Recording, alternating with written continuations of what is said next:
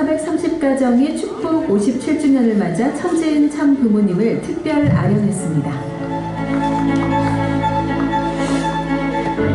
이날 참 어머님께서는 430가정 4대권의 힘찬 박수와 환호 속에 입장하셨고 대표 가정과 효동들의 정성이 담긴 꽃바구니를 받으셨습니다.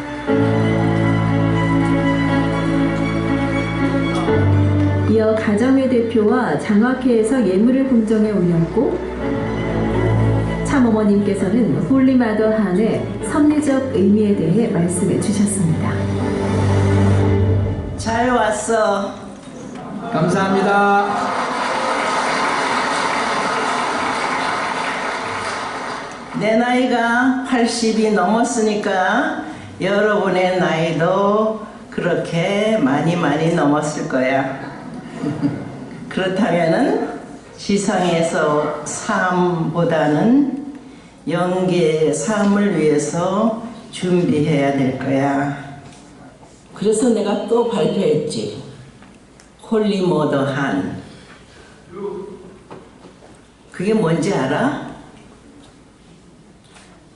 그동안 인류 역사, 기독교 역사, 모든 종교 역사, 하늘 아버지만 찾아 나왔어.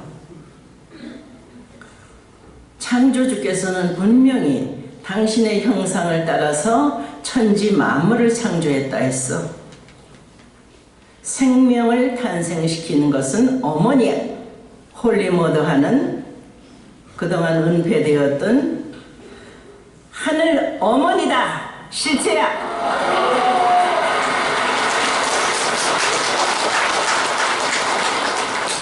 하늘 섭리의 완성은 독생녀가 했어. 하늘 부모님을 모시게 된 것도 독생녀가 했어. 여러분들은 나와 하나 돼야만 홀리모더한의 인침표를 받아야만 저 높은 곳에 갈 수 있어.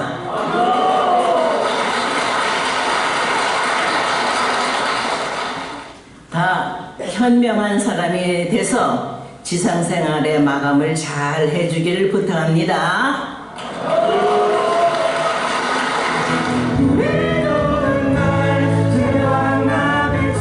이만재 박양자 가정 4대권이 올린 제왕나비 찬양.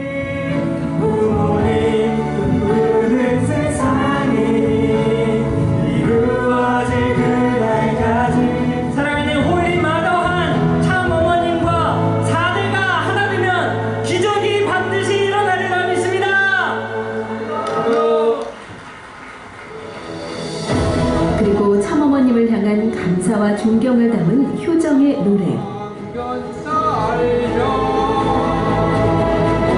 이날 430가정은 천왕궁 입궁 승리를 견인하며 참어머님과 함께한 뜻깊은 시간을 기쁨으로 마무리했습니다. 청파동 원분부교회에서 현장 교회장들과 전도사, CLA 5기 단원들이 참여한 가운데 CIG 전도학교 강사교육이 진행됐습니다. 황보국 협회장은 강의를 통해 관계 중심의 전도와 실질적인 전도 방법을 제시했습니다. 참가자들은 전도 콘텐츠 강의 실습을 진행하며 역량을 키웠고 전도의 본질과 중요성에 대해 논의했습니다. 교육 마지막 날 조별 새 식구 전도 프로그램을 기획하고 발표하며 현장 중심의 전도 실천 모델을 구체화하는 시간을 가졌습니다.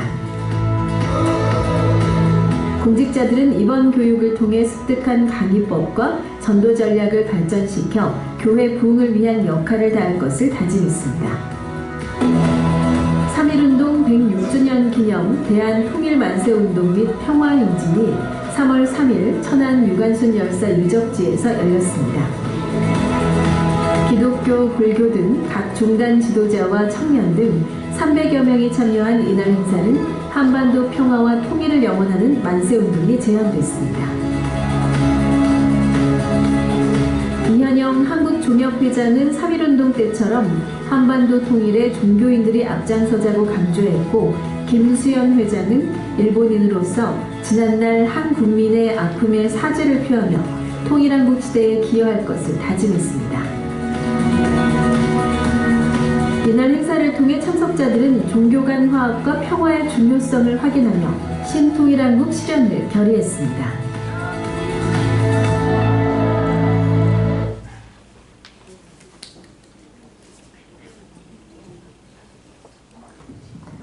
마이크 테스트. 네, 식구 여러분 안녕하십니까? 네, 반갑습니다. 훈독 말씀을 먼저 같이 공동하도록 하겠습니다. 같이 한번 주보를 보시면서 훈독 말씀을 함께 공동하겠습니다.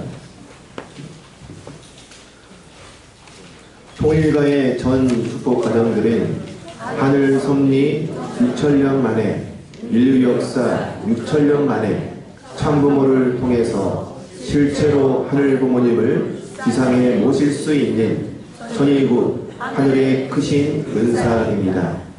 축복 가정들로서 책임을 다해야 됩니다.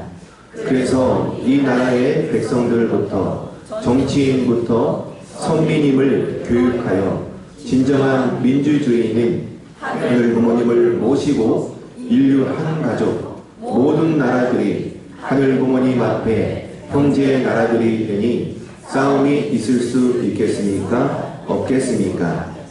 참 부모의 책임은 지상에서 하늘 부모님의 꿈, 창조의 이상, 지상 천국을 이루어 드리는 데 있어서 참 부모는 많은 축복 가정들을 전 세계적으로 탄생시키어 그들을 통한 2대, 3대권 전 세계에 열려있는 피어워터 자녀들로 말미암아 한 방울의 물이 모여 강을 이루고 바다로 나아가듯이 우리의 미래는 아주 영광스럽게 빛날 것입니다.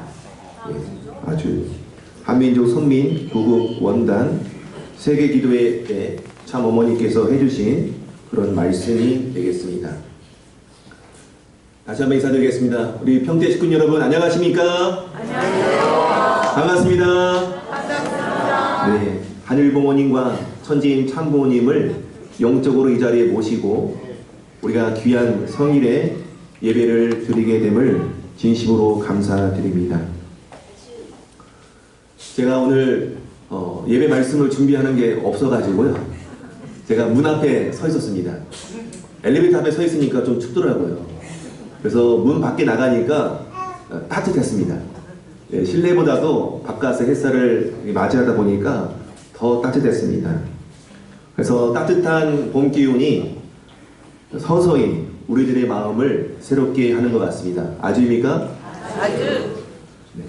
겨울의 긴 기다림 끝에 봄을 맞이하듯이 우리들의 신앙도 때로는 어렵고 힘들 때도 있습니다.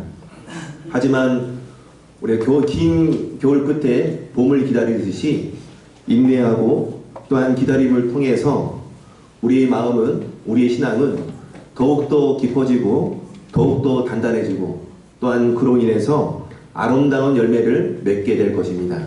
믿습니까? 네.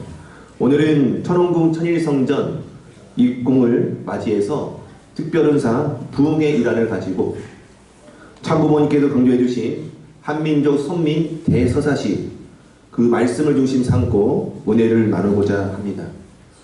아까 우리 훈독 말씀을 통해서도 말씀했지만 참 어머니께서는 우리 국민에서부터 정치인들까지 모두가 우리 대한민국 한 민족은 바로 하늘이 길러 나오신 선민임을 교육해 나가라 강조해 주셨습니다. 지금 우리나라 정치 상황을 보면 대통령의 탄핵을 놓고 찬성하냐 반대하느냐 또 자익과 우익이 첨예하게 나눠지면서 국민들이 분열과 또한 갈등의 내용으로 치닫고 있습니다. 이러한 때에 저희들이 생각해야 될 것은 하느님이 보호하사 우리나라 만세 우리 애국가의 가사처럼 하느님이 보호할 수 있는 신통일 한국으로 나아가야 할 때가 바로 이때가 아닐까 생각을 하게 됩니다. 그래서 오늘 이 시간에 우리 참 부모님께서 새롭게 밝히신 한민족의 섭리적 정체성 그리고 사명을 깊이 새기면서 새로운 미래를 열어가는 그런 귀한 시간이 되었으면 좋겠습니다.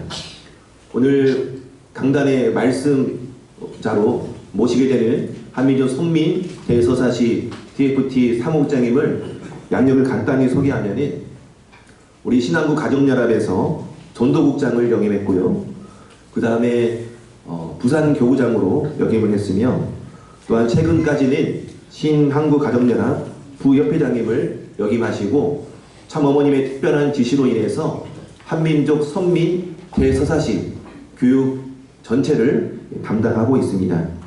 그럼 오늘 이 시간 한민족 선민 대서사시 귀한 말씀을 해주실 이기식 사무국장님을 식구님들의 환영의 박수로 단상에 모시도록 하겠습니다.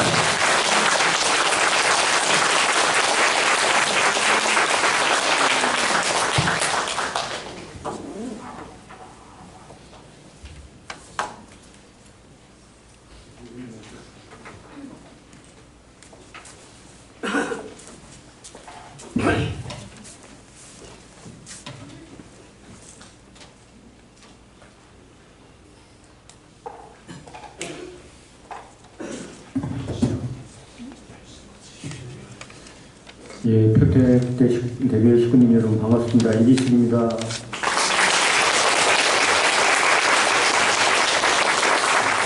예, 천일국 성일 예배에 또 귀하게 초청해 주셔서 감사드리고요. 또 우리 또 존경하는 또 변주호 목사님과 더불어서 또 평택 대교 식구님들께서 이 참 어머니께서 귀하게 또 천호궁 천일 성전의 어떤 입궁식을 앞두고 특별 은사의 또 성주식을 또 허락해 주셨는데요. 그와 그러한 승리적 기대를 마련하기 위해서 준비된 어떤 식재성령 부흥회로 알고 있습니다. 그래서 지금 제가 어머님 특별한 말씀을 또 주셔서 또 사명을 주셔서 그 역할을 또 사명을 감당하고 있습니다. 감사합니다. 그래서 작년 그 8월달부터 부협회장에서 이제 어머님 주신 사명을 이제 감당하고 있는데, 그래서 지금 약한 교회 또 섭리계는 다 교육을 다니고 있고요. 어머니께서 또 계속 교육을 하라고 하셔서 대만도 다녀오고 일본 또 목회자님들 또 3월 1일, 28일, 3일도 다녀왔습니다. 그래서 정말 어머님이 주신 그 말씀이 정말로 전 세계적으로 확산되고 있음을 다시 한번 느끼게 되고요. 특별히 제목이 한민족 선민 대서사시입니다. 그래서 오늘 이 한민족 선민 대서사시 전체의 말씀을 다 전하기는 예배 시간이 좀 어렵고 그 중에 핵심적인 말씀을 전하고 또 오후에 또 우리 변주호 목사님께서 시간을 또 준비하신 걸로 알고 있습니다. 그때도 좀 더 자세한 말씀을 좀 드리기로 하고요. 예배 시간, 오늘 예배 시간에는 한민족과 독생여 대망이라고 하는 주제로서 이 한민족 선민 대서사에 있는 내용입니다. 네, 내용을 중심으로 해서 좀 말씀을 좀 드리도록 하겠습니다.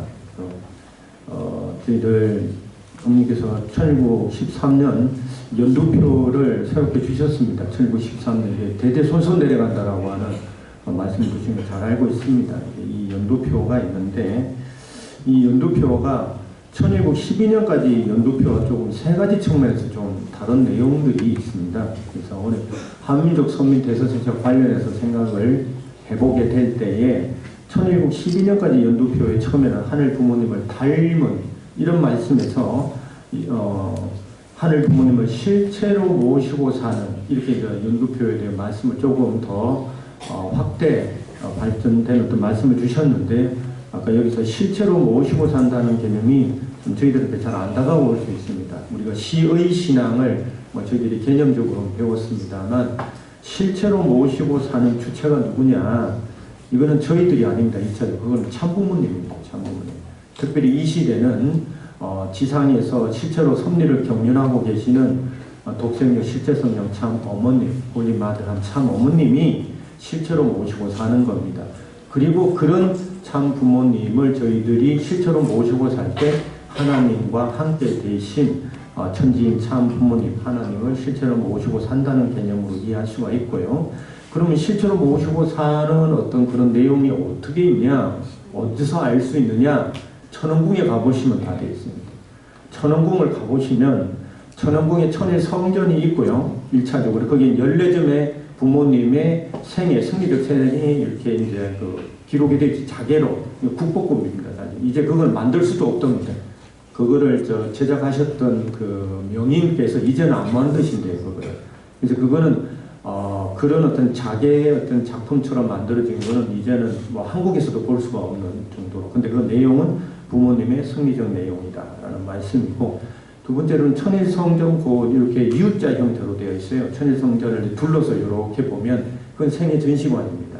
이게 같은 층인데, 그리고 그 지하 2층에 가면 이제 한민족 선민 대서사시 전시관이 있습니다. 아마 이제 4월 13일 날 그 입봉식에 참여하신 분들, 그리고 그때부터 이제 계속 이제 오픈이 되거든요. 가보시면 이제 13점의 그림이 거의 끝났습니다. 이제 끝나서 어머니께 다 보고가 됐고, 이제 다음 주 되면 거의 마무리가 됩니다. 이제 그렇게 준비가 되고 있는데, 거기에 하는 참부모님께서 승리적으로 살아오신 삶이 다 기록되어 있습니다.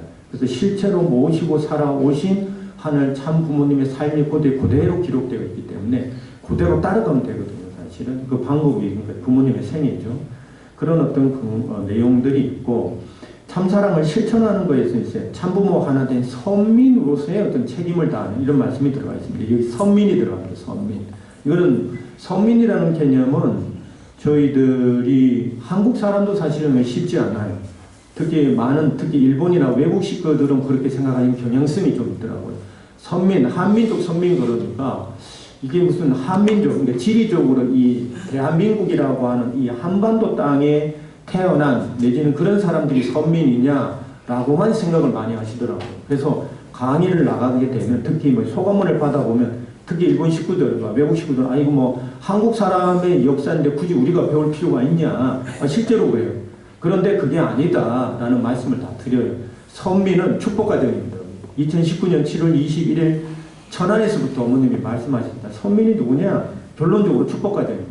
축복과정이 다 선민이다라는 말씀을 좀 드리고 싶고, 그래서 근데 선민의 가장 요건이 뭐냐? 참부모 하나 된 축복과정이 선민입니다. 축복과정이라고 해서 다 선민이라고 볼 수는 없어요. 참부모 하나 된 어떤 그런 축복과정이 선민으로서 그 책임이 있다. 책임이 뭐냐? 계속 책임을 얘기를 하셨어요. 책임 얘기를 하셨는데, 모세처럼 되지 말라는 말씀을 엄청나게 많이 하셨습니다. 그거는 책임을 다한다는 건 이 시대 천지인 참 부모님을 모시고, 또 실제 지금 선비를 경륜하고 계시는 호울림마다 참 어머님을 중심하고서의 섭리적 성명이다. 그런 부분들인데, 많겠죠. 전도도 있고 축복도 있고 여러 가지가 있습니다만, 종적으로는 부모님과 하나 되고, 이 시대 실제로 경륜하시는 참 어머님과 하나 된, 그게 가장 중요한 거죠. 그 다음에 참 주인이 된다 그랬는데요. 참 자녀로서의 축복을 해주셨습니다. 이건 차원이 다르죠. 참 주인과 참 자녀는 완전히 개념적으로 다른 겁니다. 혈통적 개념이 달라져 버리는 개념이거든요. 우리가 아무리 잘해도, 제가 어머니 1월 1일 날 말씀을 주시고 이제 조찬에 20여 분의 지도자를 어머님 부르셔서 말씀을 주셨는데 소감 얘기해 보라고 그러시더라고요. 그래서 똑같이 이런 말씀 드렸습니다. 세 가지 측면에서 다른 것 같습니다. 어머니. 그리고 감히 저희들 같은 1세들은 이게 참자녀가 될 수 있나 라고 하는 생각을 많이 했습니다. 근데 어머니께서 서민의 책임을 다하면 참자녀가 될 수 있는 축복을 주셨다는 것에 대해서 너무 감사드립니다 라고. 이게 격의가 완전히 다른 겁니다. 참주인이 아니라 참자녀라고 하는 그런 큰 축복의 말씀을 주신 게 이제 1913년 연두표고요. 이런 관점에서 어머님이 또 이제 기도에 대한 내용, 오늘 영상에도 나와 있습니다. 홀리 마더 하늘 모신 축복 과정이라고 하는 기도의 어떤 그런 새로운 표준을 말씀해 주셨습니다. 오늘 이와 관련된 말씀이기도 합니다만 3월 28일 날 일본 이제 교육을 갑니다라고 어머니께 말씀드렸더니 한민족 선민 대서사시 이게 가는데 어머니께 홀리 마더 한에 대해서 정확하게 교육하라고 이런 말씀을 주셨습니다.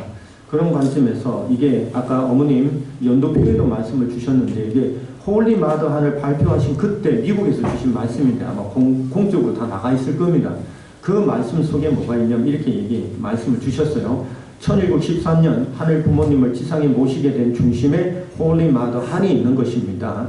기독교 문명권도 그렇고 세계 만민이 한민족 선민 대서사시를 통해서도 그렇고 한민족 선민 대서사시에 나타나 있다는 얘기입니다. 뭐가 나타나 있냐?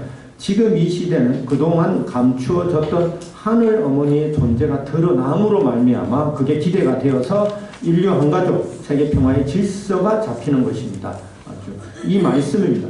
이 말씀이 오늘 한민족과 독생녀 대망이라는 말씀과 연결되는 말씀인 건데요. 그 내용에 대해서 역사적인 관점 또 원리적인 관점, 섭리적인 관점을 놓고서 좀 오늘 말씀을 좀 드리도록 하겠습니다. 이 말씀을 이해하려면 어머님이 계속 그 강조하시는 것 중에 우리의 출발이 어디냐? 말씀의 출발, 신앙의 출발, 원리의 출발을 어디다 두셨냐면은 창조 원리입니다. 창조 원리. 우리가 말하는 원리 속에서 배운 창조 원리는 몇 가지로 요약이 될 수 있습니다. 창조의 동기가 뭐냐? 신정과 사랑이죠. 그럼 창조의 법칙이 뭐냐? 창조의 법칙. 이건 닮음의 법칙입니다. 이마고데이. 하나님의 형상을 닮아서 닮게 창조했다고 그러거든요. 하나님의 창조의 법칙이 뭐냐? 닮음의 법칙이다. 닮게 창조한 거죠. 이 자체에 대해서 이거 로마서에도 잘 나와 있습니다. 그리고 창조의 구조가 뭐냐 도대체? 창조의 구조를 어떻게 가져왔냐? 원리 강론에서는 그걸 이성성상이라고 얘기를 합니다. 아버님의 많이 썼던 단어는 쌍입니다. 쌍쌍제도라고 합니다. 쌍. 존재의 구조가 뭐냐? 다 쌍으로 되어 있다라는 겁니다. 남자, 여자, 암술, 암컷, 수컷, 암술, 수술, 플러스 마이너스 다 우리가 배웠죠. 그래서 그러면 하나님께서 이런 창조의 원리, 그 신정과 사랑이 가장 잘 흘러갈 수 있는 구조로 만든 게 사후일이됩니다. 수수작용과 사후일이가 뭐냐? 그거는 신정과 사랑이 가장 잘 흘러가는 구조로 만들어 놓은 게 수수작용과 사후일이에요. 그 안에 3대상 목적이라는 것도 넣어놓으세요. 하나님의 창조 원리. 그러면 우리가 원리를 통해서 이해를 해보면 창조 목적이 있고 창조 이상이 달라요. 원리 강론에는 창조 이상이라는 개념은 잘 안 나옵니다. 그건 통일사상에 나와요. 창조 목적은 창세기 1장 28절입니다. 그 생육하고 번성하고 만물을 주관해라. 제1축복은 뭐냐? 하나님의 완전성을 닮아라. 하나님의 완전성이라는 것은 하나님의 신정과 사랑을 중심하고서 완전히 일체된 상태. 거기는 갈등도 모순도 투쟁도 없는 상태. 아버님이 쓰셨던 다 개념으로 얘기하면 그거는 밤의 하나님의 속성입니다. 동양철학으로 얘기하면 무급입니다. 무급. 완전히 갈등과 투쟁과 모순이 완전히 없는 상태를 일으키는 게 그게 목적인 거죠. 그거를 인간적 개념으로는 선한 양심을 가지고서 살아가는 인간이라고 표현이 됩니다. 제2 축복은 뭐냐? 번성해라. 이게 뭐냐? 결혼해라는 뜻이거든요. 이거는 하나님의 창조성을 닮으라는 뜻입니다. 하나님의 창조성을 닮으라. 왜? 하나님은 창조에 승리하신 분이거든요. 이게 45억 년이 들었던 물리적인 숫자로는 몇십억 년이 걸린 얘기지만은 결국 하나님은 어떠한 존재냐? 인간을 창조하셨다는 얘기는 창조를 승리하신 거예요. 저희들이 부모가 됐을 때 자녀를 우리가 낳았을 때 그거는 이제 창조에 승리한 그런 명칭이 뭐냐? 그게 이제 부모가 되는 거죠. 창조에 승리한 존재를 가리켜서 부모라 이겁니다. 그 다음에 만물을 주관해라. 사랑으로서 전 이 우주부터 시작해서 하나님이 인간을 위해서 만들어 놓은 이 환경적인 것들을 다 하나님의 사랑으로 주관해라. 그 뜻이거든요. 그러면 창조 목적을 완성한 인간을 가리켜서 뭐라고 얘기를 하느냐? 1축복, 2축복, 3축복을 완성한 인간을 가리켜서 참부모라고 합니다. 그럼 하나님의 꿈은 뭐냐?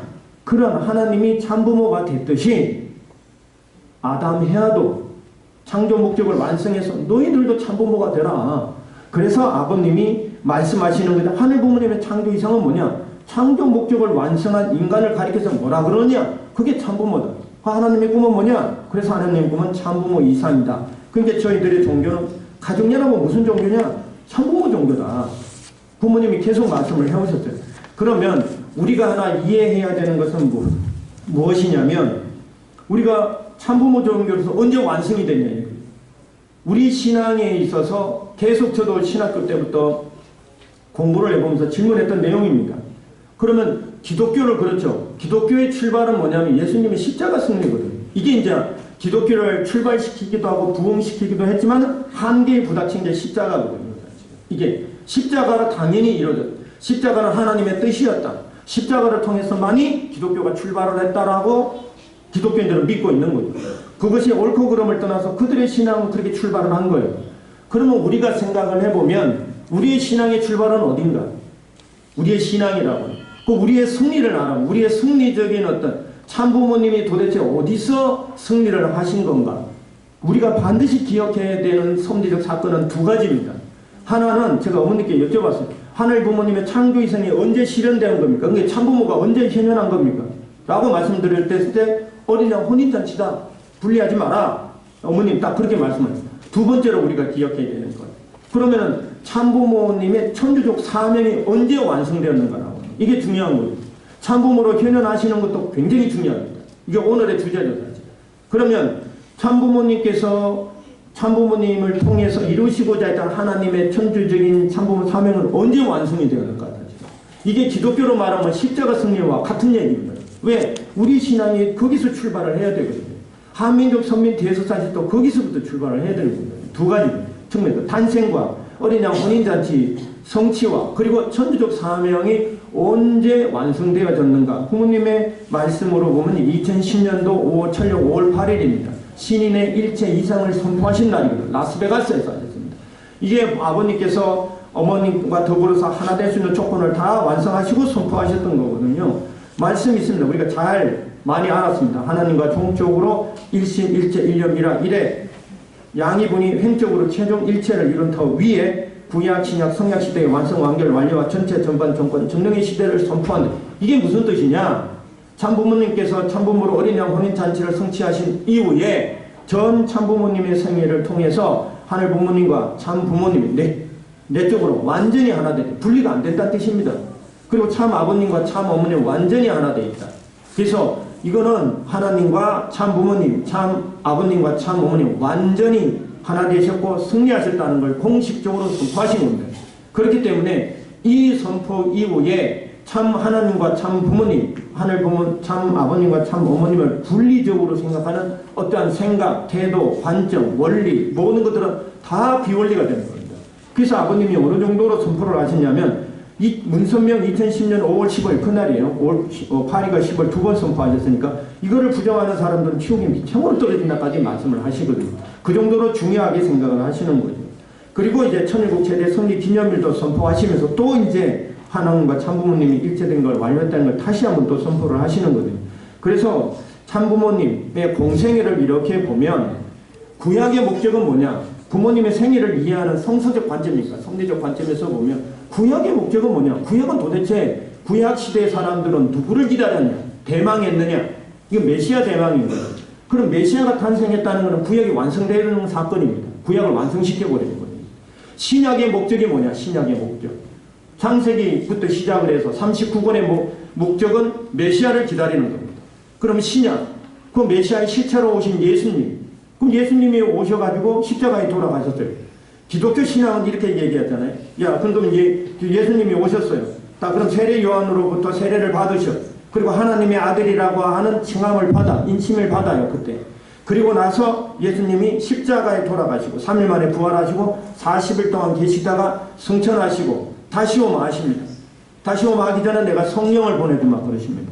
근데 기독교가 얘기를 했던 것 중에 가장 어떤 한계점이라고 그럴까요? 중심적으로 생각하지 않았던 부분들은 뭐냐면 성서를 이렇게 보면 마태복음으로부터 신약에 마태복음으로부터 요한계시록 18장까지 보면 다 예수님 얘기예요.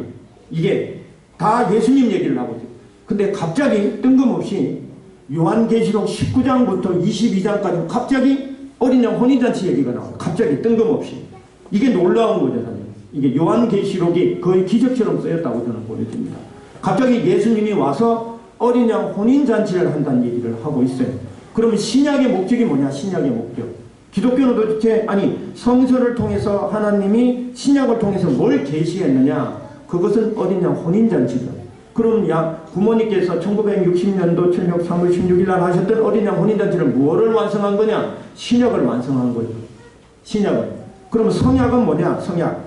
하나님과 말씀이 완성됐다는 게 뭡니까? 참부모로 현현하셔서 완전히 하나 된 상태. 그게 이제 기원절 선포입니다. 기원절의 근거가 뭐냐? 아까 신인의 일체 이상 선포입니다. 그게 만약에 부모님께서 기원절을 선포하시지 않았다면 어떤 일이 벌어질까? 그건 참부모가 다시 와야 된다는 논리가 나옵니다. 참부모가 승리했다는, 완전 승리했다는 선포가 없기 때문에 그렇게 나올 수 있습니다. 기원전은 반드시 선포되어야 되는 겁니다. 그리고 이 시대 어머님이 경륜하시는 내용은 뭘까? 하나님 나라에 대한 실제 천일국의 창건을 모델로 보여주신 게 비전 2020입니다. 그걸 통해서 천일국이 도대체 어떻게 만들어지는 거야? 어떻게 운영이 되는 거야? 라고 하는 것들을 보여주는 삶이었습니다. 그런 가운데 어머님께서 한민족 선민 대서사시와 참부모노를 2024년에 정립을 해주셨습니다. 그 기대 위에 선포하신 게 연도표입니다. 그게 연도표입니다. 그리고 그 기대 위에 홀리 마다한에 대한 기도에 대한 말씀을 주셨다라고 우리는 알고 있습니다. 그래서 어머님의 말씀을 혼독을 해보면 한민족 선민 대서사시에 놓고서 하늘 부모님이 한민족을 선택을 했습니다. 이스라엘 민족이 예수님을 십자가에 죽였기 때문에 독생자가 이스라엘에 올 수는 없습니다. 그래서 한민족 선민 대서사시를 만들어 보여줘야겠다고 생각했습니다. 하나님이 함께한 민족임을 보여줘야겠다는 것입니다. 예수님 때보다 하나님이 함께했다는 증거가 많이 있습니다. 이게 그래서 한민족의 어떤 그런 선민 대서사시에 대한 내용들은 좀 길어요. 거의 한 대여섯 시간 걸리는 내용인데요. 그래서 총 13개 대주제가 있는데 1주제부터 거의 8주제, 9주제까지는 무슨 얘기를 하냐면 한민족 얘기를 합니다. 그건 제가 오후에 좀 말씀을 좀 드리도록 하겠습니다. 그 내용에 대해서는. 그 기대 위에 이제 참부모 메시아 그리고 독생녀가 현현하게 되는데 그래서 독생녀 대망사상을 중심으로서 예배 시간 좀 말씀을 좀 드리도록 합니다. 그래서 한민족의 정체성은 언어적으로는 문자적으로 나라 한자를 쓰게 됩니다. 여기에서는 여러 가지 어떤 그 내용들이 굉장히 많습니다. 제가 오후에 자세하게 좀 설명을 좀 드릴 거고요. 오늘 참부모 한민족과 독생녀 대망과 관련해서 보게 되면 한민족의 어떤 그런 전통적인 내지는 민족성 가운데 근본적인 사상이 하나가 그게 천손 사상입니다. 단군 신화를 통해서 내려오는 그런 내용인 거예요. 사실 하늘의 민족이 지금 하늘의 자손이 이 땅에 내려와 가지고 나라를 세웠기 때문에 우리는 하늘의 축복을 받은 민족이다 라는 그런 사상이 있고요. 또 하나는 뭐냐면 이 하늘 부모님 글자에도 나와 있습니다. 저희들은 기본적으로 단군 신화라고 하는 부분들을 통해서 하늘이 길러 나왔던 것은 무엇이냐면 천손 사상이라고 하는 부분들. 그리고 단군 신화를 보면 단군의 할아버지가 하나님이에요. 화님, 환우, 단군, 단군이라고 하는 부분들이 있습니다. 그래서 우리가 생각을 해보게 될 때 단군 신화라고 하는 것은 남자 중심의 신화입니다. 남자 중심. 다 남자입니다. 남자. 그런데 한국의 신화 중에 뭐가 있냐면 마고 신화라는 게 있습니다. 마고 신화. 마고 신화가 뭐냐면 우리는 잘 몰라요. 이 내용에 대해서. 이 마고 신화는 무슨 얘기를 하는 거냐면 창조신인데 창조주인데 여성입니다. 여성. 단군 신화는 하나님이 남자예요. 그런데 이 마고 신화는 창조주예요. 창조주. 그래서 여성인데 여성의 창조적인 힘과 신성한 힘으로 천지를 창조합니다. 그리고 이거를 자신의 힘을 샤먼들한테 무당들한테 내려주고 이제 성천에 했다는 건데 이 내용은 제주도부터 시작을 해서 꽤 많이 있습니다. 많이. 그 마법 연구원도 있어요. 우리나라에. 이게 그래서 황보근 기표장님도 이 내용을 많이 말씀하고 계시는데요. 그래서 우리 전통적으로 한국의 민족성 가운데 신을 중심한 생각을 해볼 때 남자 창조주 개념도 있지만 여성 창조주에 대한 개념도 있습니다. 이 자체가. 그래서 우리가 좋습니다. 오늘의 주제와 관련해서 생각을 해보면 한국의 민족성 가운데 천손 사상의 본질이 뭐냐? 하늘의 자손이다. 근데 그 하나님은 고대 사회에 있어서 신을 어떻게 생각을 했냐면 부르면 오고 해달라고 하면 해주는 존재예요. 고대로부터 생각했다. 우리 한국 사람들이 한민족 사람들이 생각했던 신은 어떤 존재냐면 부르면 오고 해달라면 해달라는 존재예요. 그럼 우리 관계성 속에서 부르면 오고 해달라고 하면 해주는 존재가 누굽니까? 부모입니다. 부모. 그래서 먼 고대로부터 한민족의 마음속에는 뭐가 있냐면은 신은 부모와 같은 비슷한 생각을 하고 있어요. 절대적인 협조자죠. 그런 가운데 여러 가지 한민족의 정체성에 대한 얘기들이 정리가 되어 있습니다. 이건 오후에 제가 자세하게 설명을 드릴 거고요. 이런 내용들이 부모님의 애천의 내고 공생 공영으로 확대되어 갔다는 말씀을 드리는 겁니다. 오늘 주제와 관련해서 그 중에 한민족의 그 민족성 가운데 하나님이 길러 나왔다라고 아버님은 길러 나왔다는 표현을 계속 하셨어요. 선민이 그냥 이렇게 처음부터 선민이냐 그게 아닙니다. 선민을 정한 기준 시점은 언제냐? 예수님 사후라고 어머님이 얘기했어요. 한민족이 언제 선민이 되었느냐? 예수님 사후다 이렇게 얘기를 하셨습니다. 십자가에 돌아가신 이후에. 그리고 그런 민족성을 길러 나왔는데 그 중에 천선사상도 있고 많은데 그 중에 대망사상이라고 하는 부분들이 있죠. 대망사상이라고 하는 것들은 간단하게 얘기를 하면 구세주를 기다리는 거예요. 근데 모든 종교는 다 구세주를 기다립니다. 다 대망입니다. 그럼 왜 그러느냐? 지금 우리가 살아가는 이 삶의 이 터전 자체가 너무 고통스러운 거예요. 이 고통스러운 거예요, 사실. 이게. 너무 힘든 거죠. 어렵고. 그런데 차이는 뭐냐? 그거를 이 세계를 너무 힘들고 불교에서 말하는 인생은 고다라고 얘기하는 것처럼 똑같은 얘기인데요. 원리로 얘기하면 타락한 세계입니다. 그렇다 보니 이 타락한 세계, 이 세계에서 살아가는 게 너무 힘들어요. 고통스럽죠. 문제는 뭐냐면 그 고통스러운 세계를 내 스스로 극복할 수 있느냐, 해결할 수 있느냐, 없다는 겁니다. 내가 이 부조리한 세상, 이 잘못된 제도, 이걸 아무리 노력을 해도 이 잘못된 세상, 지금 아까 목사님 우리 말씀을 해주셨습니다만 한국의 이 혼란한 이 정치적 상황들이 있잖아요. 이거를 우리 개인이 나서가지고 쉽게 변화가 됩니까? 간단치 않죠. 남북 통일이라는 문제 아무리 저게 분단이 됐는데 70년이 넘었는데 어떻게 해보려고 해도 개인이 잘 안 돼요. 다 원하지만. 자, 그러면 이스라엘과 하마스 전쟁이 21세기에도 종교 전쟁이 벌어지고 있네. 이거 지금 내가 한국에 있는 이 사람들이 가가지고 해결할 수 있습니까? 안 되죠. 중국과 미국이 더 크게 보면 이게 뭐 G2 전쟁이라고 해가지고 무역 전쟁부터 시작해서 이게 그냥 대만을 놓고서 전쟁 뭐 그냥 거의 전쟁까지 가고 있어요. 이거 우리가 앉아가지고 해결이 가능합니까? 불가능하죠. 그러니까 사람들이 어떻게 되느냐? 이거 지금만 그랬느냐? 아니죠. 고대도 다 그랬다는 거예요. 그러니까 사람들이 무슨 생각을 합니까? 아, 나는 나 힘으로는 안 되는구나. 내 힘만으로는 안 되는구나. 라는 생각을 하게 되면 그 다음에 나오는 게 뭐냐? 아, 그래. 나는 여기서 행복하게 살고 싶고 편안하게 살고 싶고 전쟁 없는 세계에 살고 싶고 그냥 회사 잘 다니면서 월급 잘 받아가면서 가족과 오손도손 잘 살고 싶은데 현실이 그렇지 않아. 근데 그거를 내 스스로 바꿀 수 없어. 그러면 어떻게 되는 거죠? 그러면 어떻게 되는 거예요, 사람들이?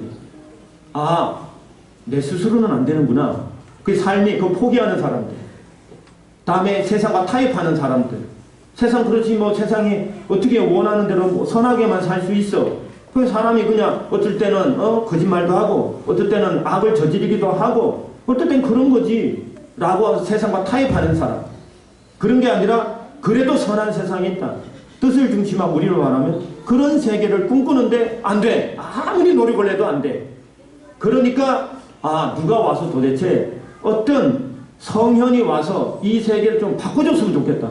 나는 내 힘으로는 안 되니까. 요게 대망사상입니다.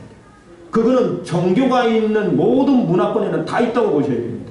그게 한국에서 나타났던 것은 쉽게 말하면 이제 불교죠, 불교. 불교의 이제 미륵불 사상이 그런 거죠. 이게 원래는 불교는 그런 종교는 아니야. 내 스스로 깨달으면 돼. 근데 갑자기 미륵불 사상 같은 것들이 나옵니다.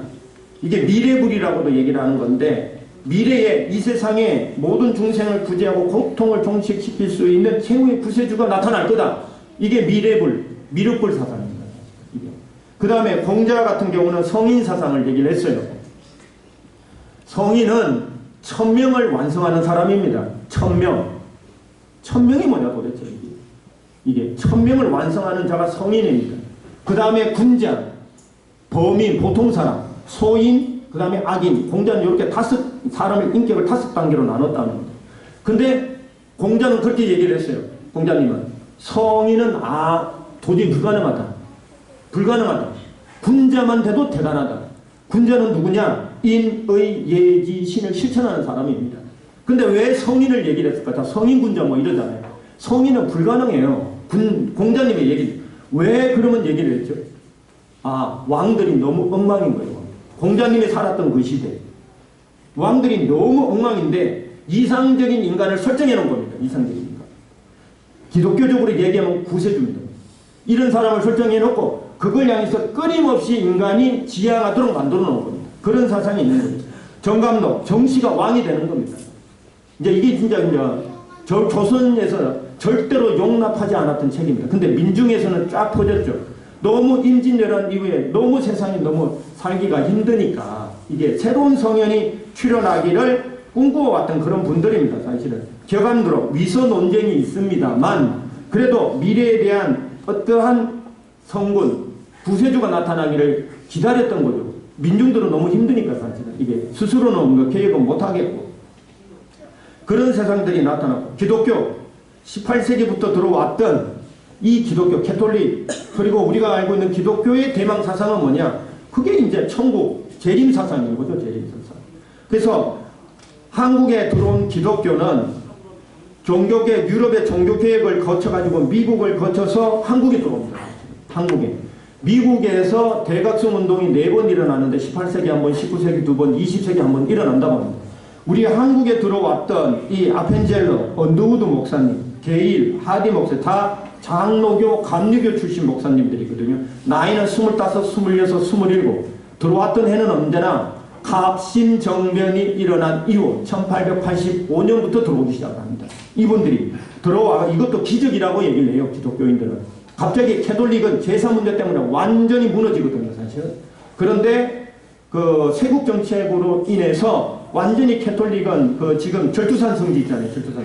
거기 가보면 그냥 목을 쳐가지고 다 그냥 한강에 다 빠뜨려버리잖아요. 저도 가봤는데 막 정말 영적으로 막 소름이 돋는 데인데 이게 그거를 뱉어냅니다만 확산시킨 거는 프로테스탄트입니다. 개신교. 그게 이제 이런 선교사들이 들어와가지고 기독교를 확산시켜 나가게 되는 내용이 있습니다. 이거 기적 같은 사건이 있는데 시간이 없어서 그 설명은 못 드리고요. 이게 기적같이 개신교가 들어와가지고 지금 한국에 접목이 되는데 문제는 뭐냐면 도대체 그러면 한국 전쟁 때 있잖아요. 유튜브 이런 걸 보면은 한국이 어디 붙었는지도 모르고 참전합니다. 사람들. 한국이 어디 붙었는지도 모르고 참전한 분들 많아요. 그러면 이게 19세기 말이거든요. 1880년대 말이에요. 이때 조선이 어디 있는지 알았을까요? 사람들이. 미국 사람들이. 미국의 본토에 살고 있는 사람들은 전혀 모르고요. 사실은 이게 선교사들만 조금 알았어요. 선교사들. 이게. 그런데 자 그러면 이 정말로 세상이 저 세계적으로 보면 모를 때 세상에 이제 제국주의가 막 세계로 뻗어 나갈 때 조선이라고 하는 나라가 저 어디 붙었는지도 모르는 이 땅에 기독교가 들어온 거예요. 거의 기적같이. 그러면 하나님은 도대체 왜 이 한반도 땅에다가 기독교를 연결시켜 주셨을까? 대망신앙의 방향으로 보면 그런 겁니다. 도대체 하나님은 이 한반도에다가 무엇을 성취하려고 기독교를 그 어렵게 사실 거의 기적과 같이 개신교를 접목시켰을까? 아니면 연결시켜 주셨을까? 하는 게 핵심인 겁니다. 그래서 말씀 속에 보게 되면은 인류 역사는 참부모 복귀 역사다. 아버님 여러분 우리는 다 알고 있는 내용입니다. 이거죠. 역사의 목적은 참부모를 복귀하는 역사입니다. 이게 그 창조 원리도 그렇고 창조 이상도 그렇고 원리적으로도 그렇다는 거죠. 그것이 어디에 성서에 기록되어 있나 보게 되면 요한계시록 19장부터 아주 잘 기록이 되어 있습니다. 그래서 집에 가셔가지고 요한계시록 1장부터 18장까지는 어려워요. 막 비유적인 내용도 많아요. 근데 19장부터는 어린 양 혼인잔치를 기록해 놨습니다. 그걸 한번 보시기 바랍니다. 특히 19장 7절, 8절, 9절은 거의 외우셔야 됩니다. 왜냐? 도대체 어린 양 혼인잔치가 어떻게 되는지를 3단계로 설명을 해놨습니다. 요한계시록 3단계로 기적과 같이 이렇게 얘기를 합니다. 어린 양의 혼인 기약이 이르렀고, 그러니까 어린 양은 재림주를 뜻합니다. 재림주가 혼인할 때가 되었어. 그의 아내가, 기독교는 요거를 신부를 교회로 해석합니다. 교회. 이게 이제 문제인데, 자 그의 아내가 원리적으로 얘기하면 어린 양의 신부 내지는 우리 지금의 개념으로는 독생녀죠. 독생녀가 자신을 스스로 준비하였으므로 그렇게 되면 8절로 넘어갑니다. 깨끗한 세마포옷을 입도록 허락합니다. 비단 옷이거든요. 우리로 말하면. 옷을 입힌다는 얘기는 뭐냐면 우리가 성가대 할 때 옷이 다르죠. 왜 옷을 다르게 입을까요? 역할이 다른 겁니다. 역할이. 어머니께서, 부모님께서 특별히 목회자들께 가끔씩 옷을 이렇게 하사해 주시는 거예요. 이건 뭡니까? 그냥 옷이 중요한 게 아니죠. 권능입니다. 권능을 허락하는 거예요. 저도 부산 교구장 할 때 어머님이 옷을 이제 얘기를 하시더라고요. 아버님처럼 이게 디자인 색깔도 다 고르세요. 디자인도 고르시고 색깔도 고르시더라고요. 그러시면서 이걸 가지고 가서 너 교구장 옷을 열심히 해라. 뜻을 위해서 열심히 뛰어라. 권능을 허락하시는 거거든요. 세마포 옷을 입도록 하셨다는 얘기는 뭐냐면 하나님의 권능이 임하는 겁니다. 그리고 나면 9절에 가가지고 어린 양 혼인잔치가 시작이 돼요. 그리고 거기에 청함을 받은 자들은 복이 있다. 어린 양 혼인잔치는 혼자 가는 것이 아니라 거기에 청함을, 이게 뭡니까? 축복입니다. 축복. 우리로 말하면 축복교회. 그게 뭐다? 하나님의 참되신 말씀이다라고 분명하게 되어 있고요.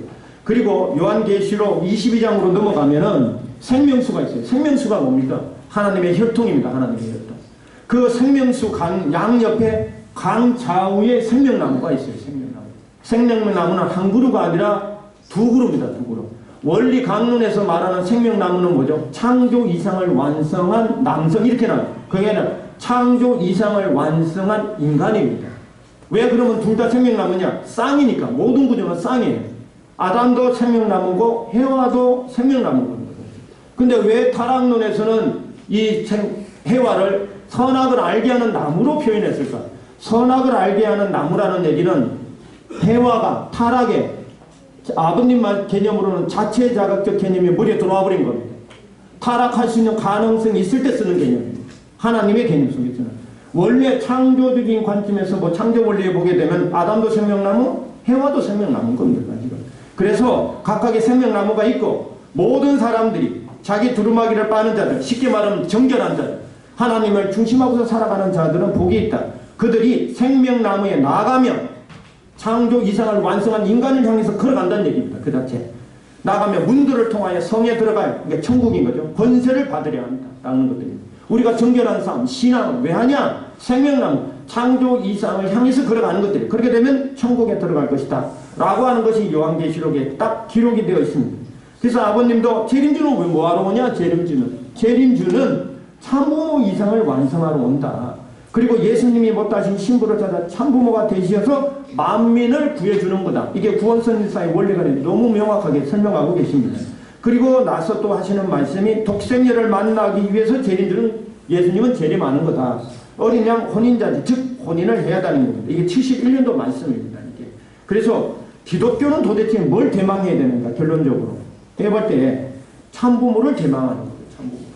이게 그래서 요한계시록에 나와 있듯이 기독교는 도대체, 개신교는 도대체 누구를 기다려야 되는 거야? 우리가 불교도 아니고 유교도 아니고 민족 종교도 아니죠. 성서를 경전으로 믿고 하나님의 말씀으로 믿고 있는 기독교에 기록된 요한계시록에 기록된 뜻으로 보게 되면 야훼 하나님을 믿는 자들은 누구를 기다려야 되느냐? 참부모를 기다려야 돼요. 왜? 어린 양 혼인잔치가 기록되어 있기 때문에 그렇습니다. 그러면 참부모를 대망한다는 건 도대체 무슨 뜻이냐 이게. 여기서 달라지는 거예요. 기독교의 대망사상은 그냥 재림주 대망사상인 거예요. 그거는 남자 메시아, 재림 메시아를 대망하는 것도 맞죠.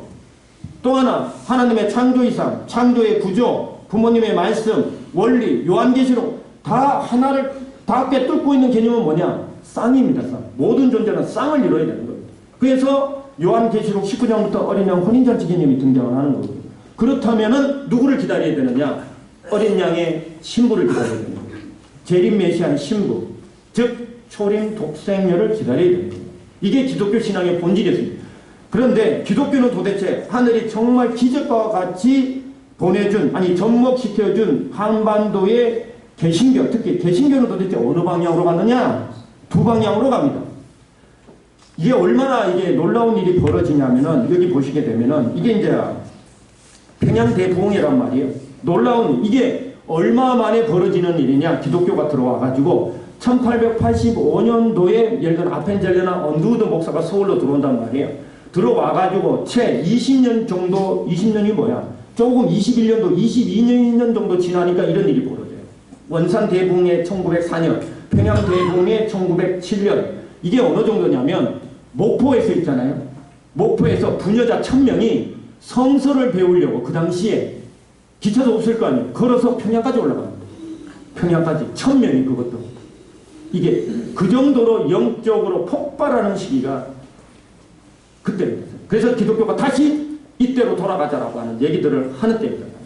이 정도로 영적으로 폭발을 합니다. 이게 하는데 또 하나 어디로 가냐면 독립운동 쪽으로 흘러들어갑니다.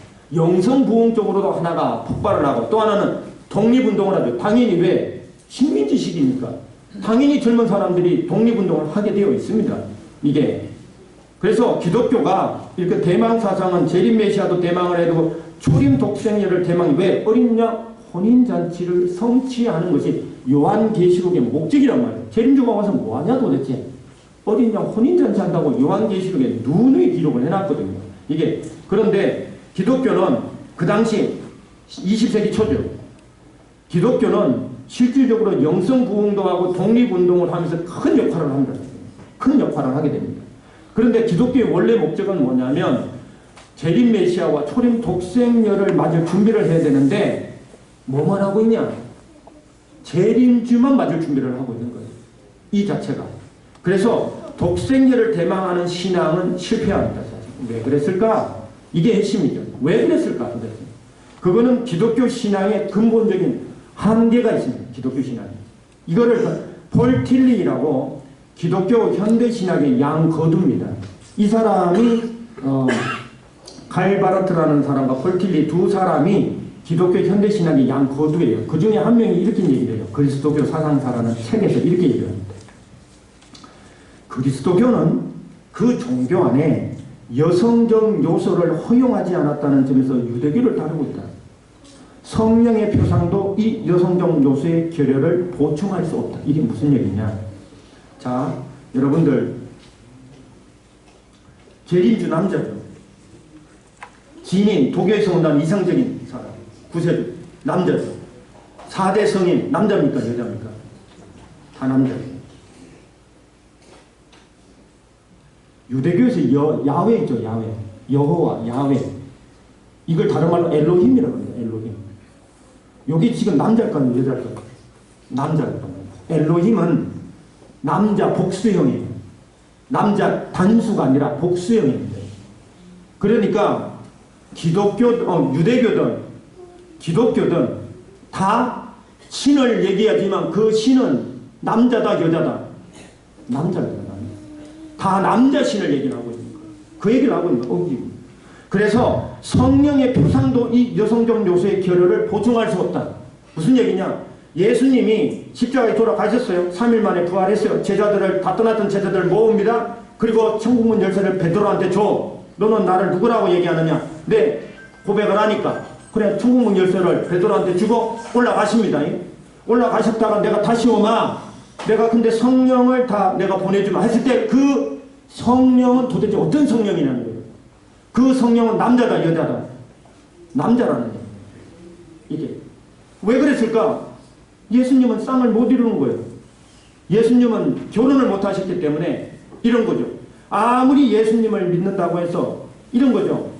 아버지가 엄마가 될 수는 없잖아요. 엄마가 아버지가 될 수 없듯이 아무리 그렇다 해도 이 존재 구조가 쌍이기 때문에 이 땅의 쌍이 남자와 여자는 존재론적으로 달라요. 사랑도 아버지 사랑과 어머니 사랑이 같습니까? 질적으로 달라요. 사랑이라고 하는 것들은 같은 개념이 위하여 자식을 위하는 마음은 동일한데 질적으로 다르다. 어머니가 주는 사랑과 아버지가 주는 사랑이 질적으로 같습니까? 그렇지 않습니다.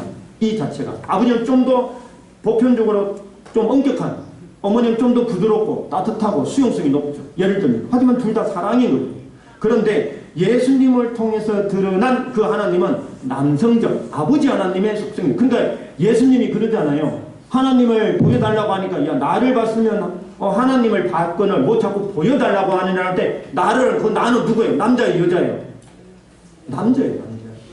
그러니까 하나님 아버지로밖에 고백이 안 되는 거예요. 예수님을 통해서 어머니를 발견할 수 있습니까? 거의 어렵습니다. 성령을 통해서 여성 하나님, 어머니 하나님을 발견할 수 있어요? 거의 불가능합니다. 1980년이 돼서야 겨우 성령의 여성적 요소도 있지 않을까라고 하는 게 독일 신학계에서 나옵니다.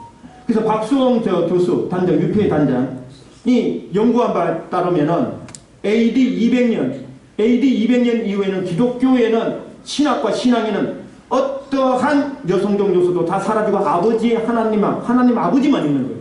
남성적 신만 존재하는 거예요, 사실은. 그게 제도적으로까지 다 내려가 버린 거예요, 이게. 그래서 한국에 들어온 도대체 기독교는 어떤 기독교냐?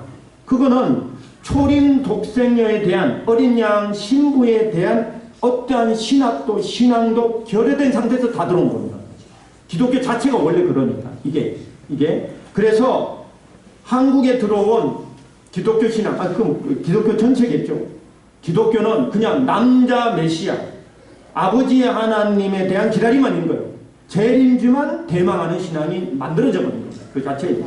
그래서 참부모 대망 신앙도 없고 독생녀를 기다리는 대망 사상도 없는 상태에서 기독교가 다 들어와 버린 겁니다. 이게 그랬을 때 아버님, 이게 지금 아버님은 북장로 계열이거든요. 북장로. 지금 문윤곤 목사님은 장로교 목사셨으니까. 그럼 오산학교를 통해서 아버님이 지금 신앙인 기독교적인 것을 접하신단 말이에요. 이게 아버님이 오산학교 들어가시기 1년 전에 기독교로 개종을 합니다. 1933년이죠. 34년도에 오산학교를 가세요. 오산학교 가셔서 약 한 10개월 정도 계시다가 경주보통학교로 가십니다. 1935년도 3월 정도 가세요. 그리고 2달이 채 안 돼서 묘두산에서 예수님을 만나거든요. 채 기독교로 들어오신 지 2년도 안 돼서 예수님을 만난다. 그때 아버님이 만난 기독교는 어디서 공부를 하냐면 오산학교거든요. 오산학교. 여기 유언협회장도 오산학교 출신입니다. 아버님 입학하시기 전에 오산학교 졸업하시거든요. 이게 유언협회장님도. 여기가 애국 선민사상과 성서를 가르치던 곳입니다. 오산학교가. 이 자리 이승훈 선생과 문윤곤 목사님 주도로 만들어졌다. 그때에 아버님이 그 오산학교 갔을 때 아버님에게 상속된 기독교 전통 속에 초림 독생녀가 있을까요? 거의 없다고 보는 게 맞아요. 거의 제로에 수렴합니다. 맞아요. 그런 어떤 기독교 상황이었다. 그러니 하나님의 입장에서 보면 창조 이상은 참부모 이상이란 말이에요. 참부모가 현현하려면 그렇지 않습니까? 어린 양 혼인잔치. 그냥 쉽게 말하면 어린 양 재림주가 현현해야 되고 어린 양의 신부도 현현을 해야 됩니다. 근데 이게 기독교는 무슨 준비만 하고 있냐? 다 재림주만 기다리고 있네. 이게 그러니까 하나님 입장 속에서는 준비된 개신교 주류교파, 즉 장로교 감리교입니다. 지금의 장로교 감리교가 체림을 못하고 있는 거예요. 그들 스스로는 엄청난 노력을 한 겁니다. 갑자기 유교권에서 개신교 신앙, 하나님을 모시는 신앙을 하는 게 얼마나 어렵겠어요. 얼마나 재산 문제 때문에 완전히 쑥밭이 돼버렸는데, 그러니까 그거를 하는 것도 어렵죠. 사실은. 거기다가 식민지 시기니까 독립운동하는 것만으로 진짜로 이게 엄청난 어떤 그런 버거운 일들인 거죠. 그런데 하나님의 관점에서 보면 또 누구를 기다려야 되느냐? 독생녀 기다려야 되는데 이게 없는 거예요. 이게 하나님은 어떻게 하시냐? 책임을 못하니까 독생녀 참 어머니를 보내기 위해서 신령 교단을 중심한 섭리를 만들어 가십니다. 그게 누구냐? 김성도, 호빈, 박원룡, 백남주, 이용도, 김병문. 이게 저희들이 학교 다닐 때는 이 섭리는 아버님의 섭리로 이해돼서 탕감복귀 가운데 그 섭리도 일견 맞습니다. 사실. 근데 그것만 있느냐? 그게 아니죠. 이런 분들이 또 누구를 위해서 준비된 분들이냐? 다 독생녀, 탄생을 위해서 예비된 신령 공동체들입니다. 사실. 여기에 김성도, 호빈, 박을영, 백남주, 이용도, 김병문, 특히 이용도 목사와 같이 통역했던 이호빈 목사가 있습니다. 강남대학교를 설립한 분이에요. 이호빈 목사. 좀 이따 나올 텐데요. 이분들이 왜 중요하냐? 왜 중요하느냐? 이분들의 갑자기 요한계시록에 나와 있는 어린 양 혼인잔치에 대한 얘기들이 나오기 시작합니다. 주류 교단에서는 그런 게 안 나와요. 특히 중요한 얘기는 뭐냐면 우리가 김성도, 성조교단의 그 김성도 할머니는 뭐 재림주는 한국으로 온다, 육신을 쓰고 온다, 뭐 음란에 대해서 하는 종교로 말씀하는 대로 가야 된다, 이런 계시를 받았다 그랬잖아요. 그건 맞습니다. 그런데 더 중요한 얘기가 있죠. 이분들이 무슨 얘기를 하냐면은 하나님의 신부라고 얘기해요. 자기들은 자칭 하나님의 신부 개념이 여기서 등장을 합니다. 여기서 이게 신부라는 개념은 전통적으로는 800이죠. 800부터 시작을 해서 신부라는 교회에서의 신부라는 개념은 뭐냐면 교회예요. 교회. 교회가 신부야. 그러니까 재림주가 오면 교회가 맞이하면 되는 거예요. 그런데 갑자기 내가 그것도 사람이 신부라는 개념이 여기서 등장을 합니다. 그럼 성령은 뭐예요? 성령은 예수님이 오시기 전에 성령이 오신다고 했더니 그 성령은 뭐냐? 재림주와의 결합을 위한 준비다. 성령을 받았어. 성령을 받은 목적이 뭐야? 재림주와의 결합을 위한 거다. 이렇게 이해합니다. 이 놀라운 개념들이 등장을 합니다. 그 다음에 이용도 목사회, 백남주 목사는 전통 기독교 목사들이죠. 신학을 졸업하신 분들, 신학교. 이분들이 얘기하는 것이 어린 양 혼인잔치와 신부라는 개념이 등장을 해요. 그래서 뭐라고 얘기하냐면 성도가, 우리로 말하면 식구죠. 식구가 성령을 통해 죄송합니다. 그리스도와 영적으로 하나가 되는 경험을 통해 이를 통해서 어린 양 혼인잔치의 신부로 부름받는다. 지금 이런 얘기는 또 이단 중에 이단입니다. 이분들 이해가 못하는 거죠. 어떻게 교회가 신부가 되는데 사람이 신부가 될 수 있느냐라는 얘기입니다. 그래서 이분들이 기독교에서는 조금 더 이단시되고 있습니다. 이게 이용도 목사, 백남주 목사 이런 분들이 어찌됐든 기본적으로 어린 양 혼인잔치와 하나님의 신부 개념이 여기서 등장을 해요. 여기에 누가 참여를 하느냐? 조모 외할머니하고 대모님입니다. 여기. 그래서 조모 외할머니는 원래 장로교 신앙을 하셨단 말이에요. 그러다가 새예수교회, 이게 새예수교회 이용도 목사. 아버님도 어디서 흑석동에서 학생부장 무슨 교회죠? 그게 새예수교회예요. 이게 거기서 이호빈 목사와 연결되는 지점이 발생을 합니다. 이게 성주교 신앙을 하시죠. 그래서 먼저 하시고 따님 되는 대모님을 연결시킵니다. 신령 장로교 신앙하는 분들이 연결되는 겁니다. 하나님의 여기서 대부님과 대모님이 하나님의 인도로 결혼을 하시게 되는 거죠. 결혼하시게 되는데 요한계시록 21장 9절에 내가 신부 곧 어린 양의 아내를 보이겠다 이런 얘기를 합니다. 어린 양을 보이겠다. 이건 무슨 얘기냐? 대모님이 결혼하시기 전에 하나님으로부터 직접 계시를 받죠. 아들이면 우주의 왕, 딸이면 우주의 여왕이라고 하는 계시를 하나님으로부터 직접 받으십니다. 그리고 결혼을 하시죠. 그러면 이 결혼이 가지는 의미가 뭐냐 도대체? 대부 대모님이 결혼을 하셨어요. 여기에 어머님이 특별한 선포가 있었다. 그 목사, 이호빈 목사인데 있다. 그 말씀도 주시더라고요. 이게 무슨 얘기냐 도대체? 그럼 이 결혼이 뭐냐? 이 결혼, 이 가정에 독생녀를 탄생시키겠다고 하나님이 임신 주는 사건입니다. 이거와 똑같은 유사한 사건이 뭐냐? 그게 누가복음에 있는 예수님에 대한 탄생 계시입니다. 이게 이제 다 한번 읽어보시면 되는데요. 이런 겁니다. 가브리엘 천사가 사가랴 집에 가, 사가랴 집에 가가지고 너희들의 사명은 오시는 메시아를 모시는 거다. 그리고 내가 아들도 하나 보내주마 그래요. 그랬더니 나이가 들어가지고 자식을 놓는다는 게 이거 비용 웃으니까 입을 닫았게 만들어. 그리고 그 가브리엘 천사가 다시 누구한테 찾아가느냐? 예수의 어머니 마리아를 찾아가는 거예요. 마리아를 찾아가가지고 내가 너를 통해서 메시아를 보낼 거다. 이게 이름도 예수라라. 이름까지 가르쳐줘요. 그러니까 그걸 마리아가 네 감사합니다고 받아들여. 이거를 기독교에서는 마리아 찬가 내지는 수태고지 이렇게 얘기해요. 내가 너를 통해 임신시키겠다. 그 얘기거든요. 사실은. 성령 잉태설이 뭐냐? 성령으로 씨를 받았다는 게 아니고요. 성령의 인도로 예수님이 잉태되었다. 그 얘기입니다. 성령의 씨를 받았다는 얘기가 아니에요. 성령의 인도로, 다 보시면 성령의 인도로 예수님이 잉태되었다. 그 얘기거든요. 이게 성령 잉태설입니다. 그리고 나서 마리아가 누구를 찾아갑니까?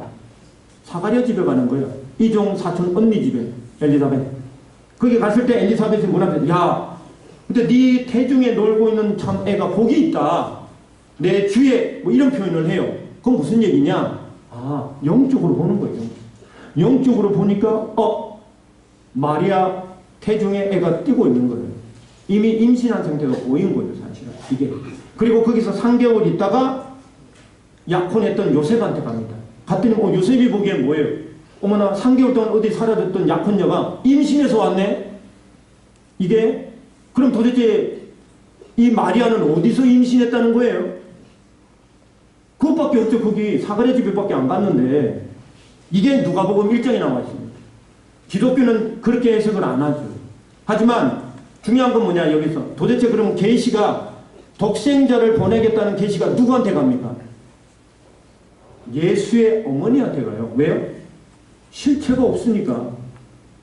독생자라고 하는 실체가 탄생하지 않았기 때문에 육신의 어머니한테밖에 갈 수가 없는 거예요. 실체가 없는 거예요. 이게 자 보세요. 어머님은 누구를 통해서 계시가 떨어집니까? 하나님의 대모님입니다. 대모님.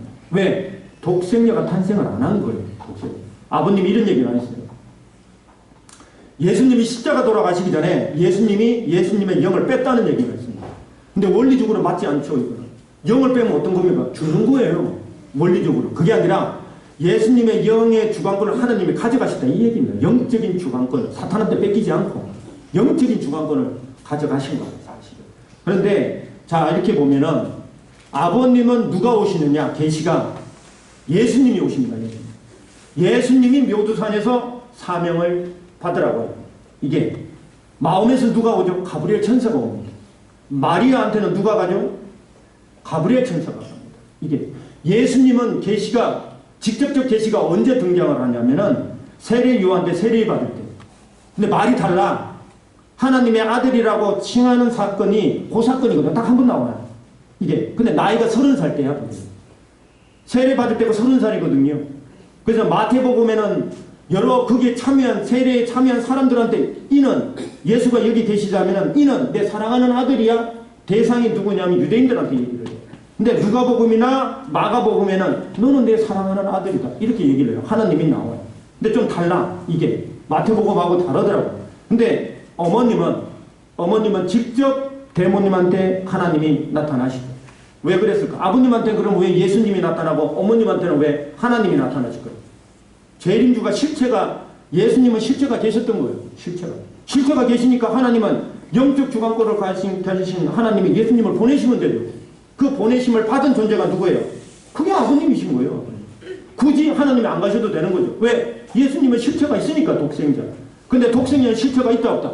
없는 거죠. 그게 예수님 마리아 예수의 어머님 마리아한테 가브리엘 천사가 한 똑같은 원리입니다.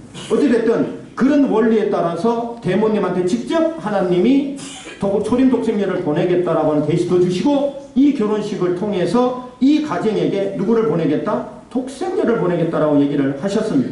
그리고 결혼식 때 이분이 이제 이호빈 목사입니다. 강남대학교 사이트에 가시면 잘 나와 있어요. 이분이 어떤 말씀을 하시냐 하면 이런 얘기를 합니다. 결혼식 때 이런 얘기를 했다는 거예요. 어머님 말씀입니다. 선남선녀가 결혼을 하여 자녀, 딸을 낳으면 인류 여왕이 될 거다. 이런 축복의 얘기를 했다는 겁니다. 이 얘기가. 근데 저 이호빈 목사가 섭리와 굉장히 중요한 연결점이 있죠. 이 대모님 결혼식도 주례하시고 아버님하고 최순길 선생님하고 결혼할 때 주례도 하시고 참 어머님의 외삼촌 홍순정 외삼촌 결혼식도 주례하셨답니다. 이건 12월 달에 처음 얘기하시더라고요. 이분이 감리교 계열입니다. 감리교 계열. 이분은. 이렇게 해서 신령 공동체 이용동 목사와 같이 역사를 했던 이런 분들이 어머님을 증거하는 겁니다. 어머님을 증거하고 탄생을 증거하게 되는 그런 사건들이 계속 이어집니다. 그런 가운데 어머님께서 탄생을 하시죠. 성탄하십니다. 이게 성탄을 하시게 되고 그게 김성도 할머니도 주님의 딸이라는 증거도 하고 또 하나는 호흡이 모치는 하늘의 신부가 됩니다. 이런 증거도 하시게 됩니다. 그런 가운데 하늘이 길러나왔던 민족성은 다 선민의 민족성, 아벨전 민족성은 다 양이분께 상속이 됩니다.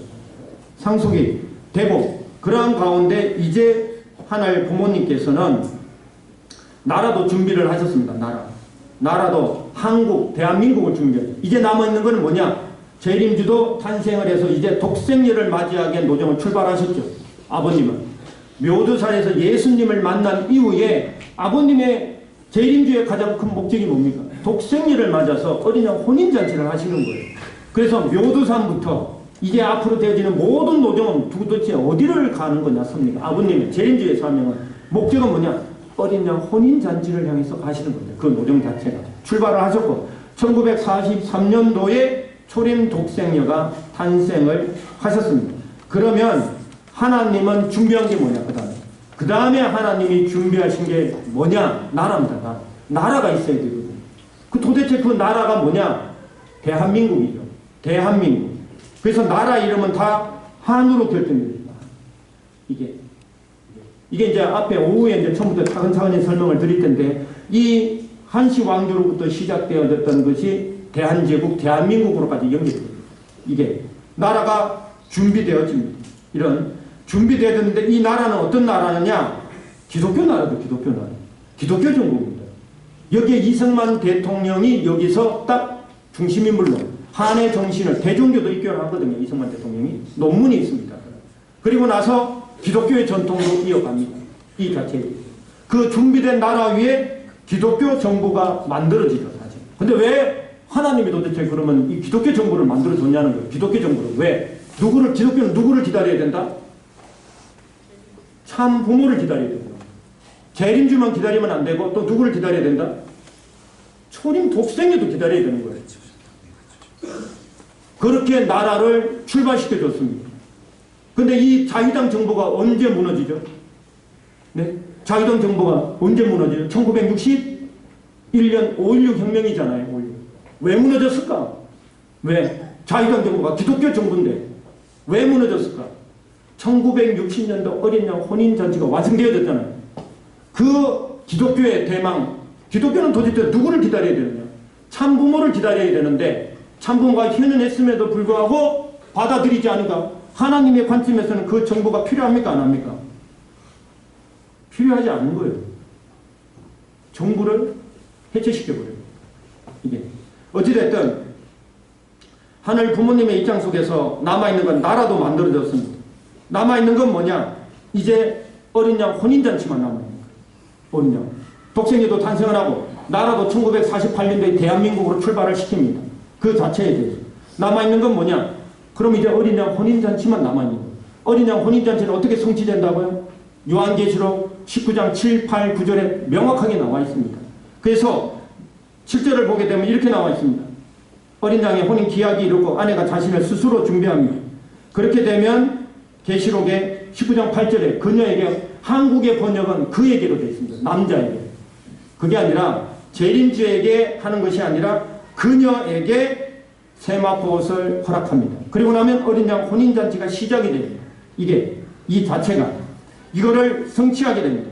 어머니께서는 하나님과 일문일답을 통해서 성장하셨다고 여러 번 얘기를 하셨습니다. 하나님과 자서전에도 나옵니다. 그리고 개인 책임 분담, 스스로 준비한다. 개인적 책임 분담. 독생녀의 개인 책임 분담이 뭘까? 어머니께서 말씀하셨던 건 뭐냐면 해와의 책임을 탕감받게 하는 거예요. 뭐죠? 순결과 정절입니다. 순결과 정절을 완성하십니다. 그러니까 개인적 책임 분담을 완성하신 거예요. 그렇게 완성하시니까 하나님이 1959년도 늦가을 무렵에 하나님이 직접 나타나셔서 뭐라고 얘기를 하시냐? 나는 알파의 오메가이니 창세전부터 우주의 어머니를 기다려왔다라고 하는 계시를 주게 됩니다. 이게 도대체 이 계시가 뭐냐? 이 계시는 뭐냐? 개인적 책임 분담을 완성하신 참 어머님을 뭐라고 했냐? 어린 양 혼인잔치의 신부로서 최종 인침하는 겁니다. 이제 개인적 책임 분담을 완성했다. 어린 양의 혼인 기약이 이르렀고 요한계시록 19장 7절입니다. 그의 아내가 스스로 준비하였습니다. 책임 분담을 완성하니까 그 독생녀에게 하나님이 세마포옷을 허락합니다. 하나님의 권능을 허락하는 거예요.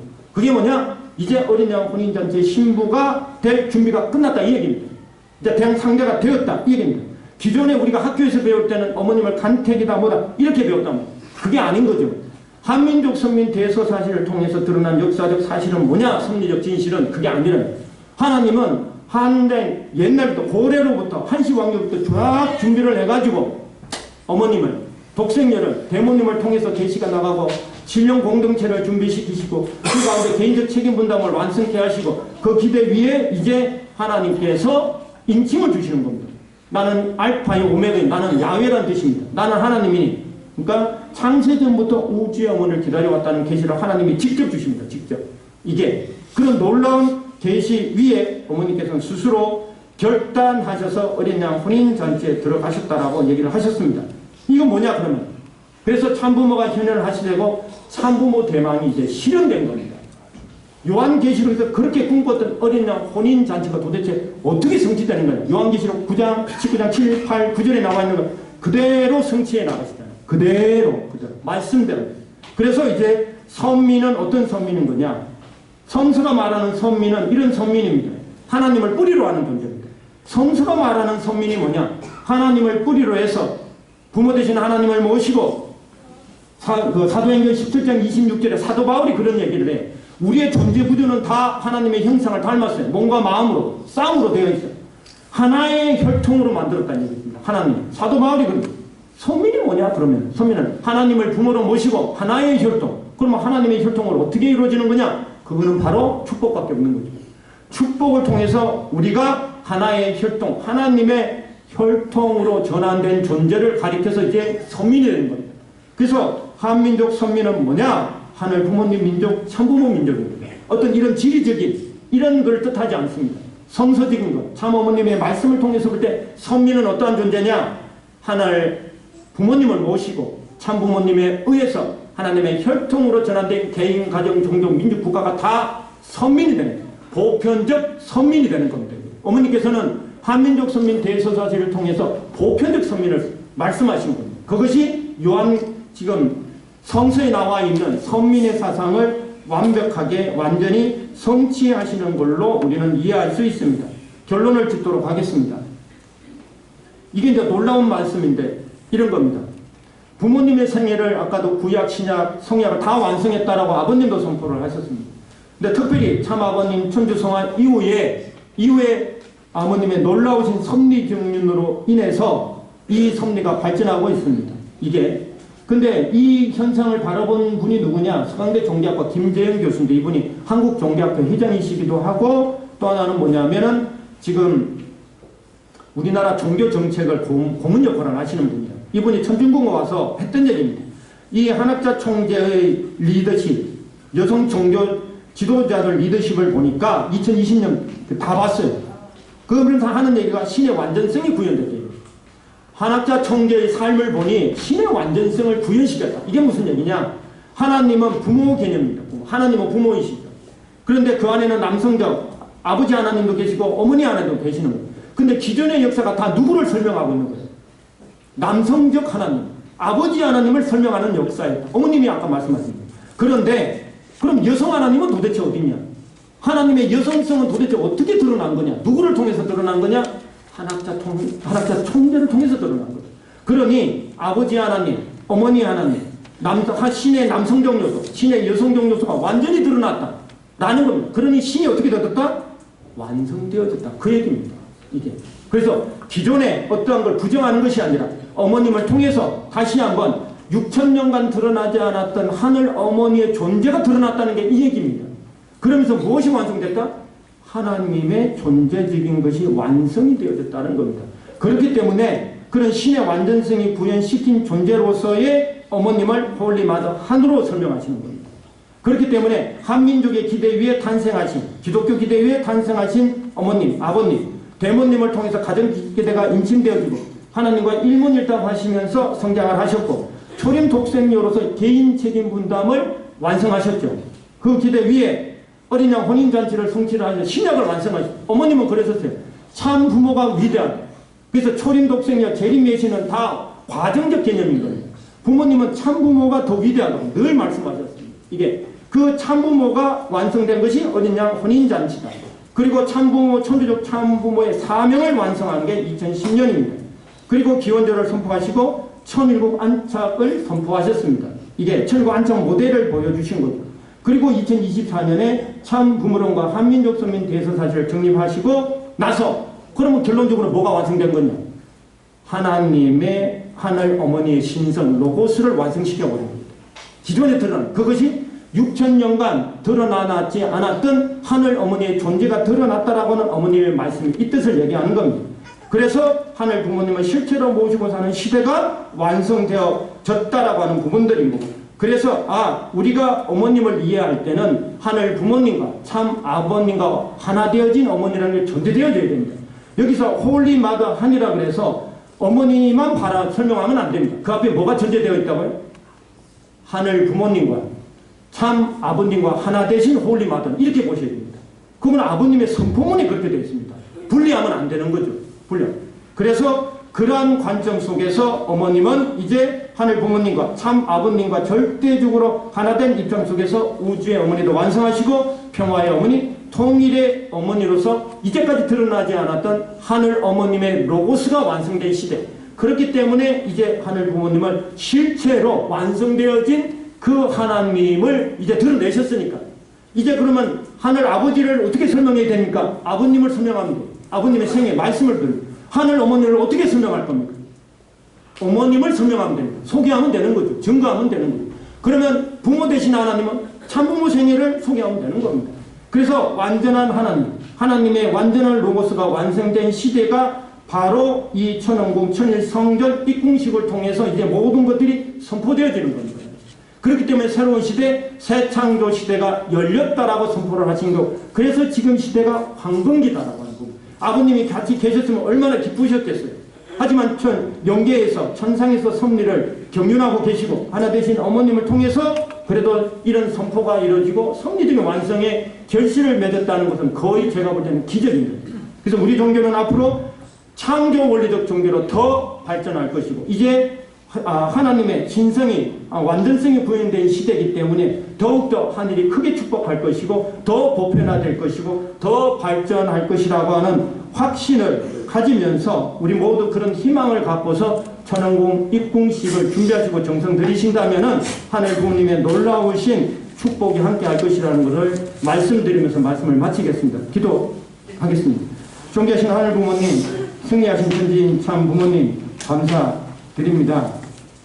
오늘 이 시간 평택 대교회 당신이 귀하게 불러주신 딸들의 또 심정과 사랑 가운데 부족한 입술을 통해서 한민족 선민대서사시의 일단을 말씀드리고 증거하게 되었습니다. 오늘 이 한날을 준비하시고 또한 기다리시고 소망하셨던 하늘 부모님, 또 천지인 참 부모님, 독생녀 실제 성령 고울리마당 참 어머니께서 이 평택대교회를 귀하게 축복하실 것이라고 확신하게 됩니다. 오늘 이 시간 귀한 말씀을 통해서 하늘의 놀라우신 은총과 권능과 지혜가 여기에 함께한 모든 평택대교회 모든 식구님들과 그 가정에 함께하여 주시옵기를 간절히 바라고 원하올 때 모든 말씀 홀리마더 하늘 모신 축복 가정 이기시게 이름으로 감사기도 올려서나이다.